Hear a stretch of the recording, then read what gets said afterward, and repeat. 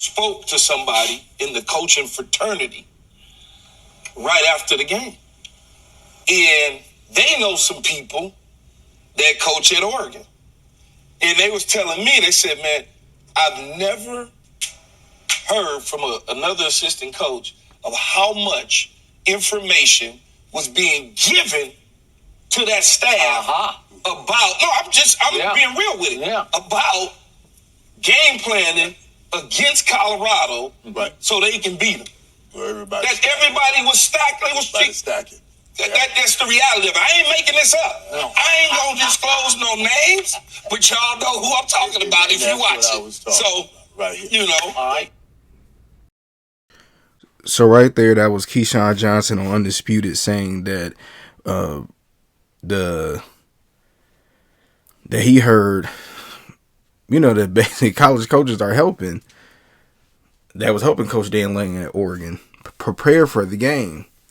The reason why I did this like chuckle is because if this were true, and again, all this is alleged, this lets you know how afraid the college coaches are, how jealous that they are. See, the thing is, just like when players wasn't getting paid, and then the Supreme Court, who's mostly conservative, did a 9-0 against the NCAA, was about players getting laptops and stuff, and then I forget which judge wrote a very harsh letter to talking about the NCAA. Then the NCAA came out and said, "Oh no, players can get NIL deals." Honestly, the same thing is happening with coaching. See, the coaches, and shout out to Too Raw. I looked in the comment section and somebody did say something that did make sense. See, these coaches are jealous because a lot of them had to go get it. You had to go to school. You might not necessarily been a good player. Then you became an assistant for free and you worked your way up over 20 years. Deion, Coach Prime, was a Hall of Famer. Even if he never even decided to coach, he coached his kids up. He was an offensive coordinator at his kids' high school. And then he goes to Jackson State. He lands Travis Hunter. Boom, he goes to Colorado. He lands Cormani McClain, 2 back-to-back cornerbacks in the country. And I don't know if y'all remember, but On3 changed his star like right around that time too, from a 5-star to a 4-star. They're the only recruiting site to have done it. I believe it was On3. However, that's scaring coaches. They don't want it. They don't want that. Who does he think he is? I had to work 30 years at multiple colleges, and this guy, all of a sudden, he can come in and just talk about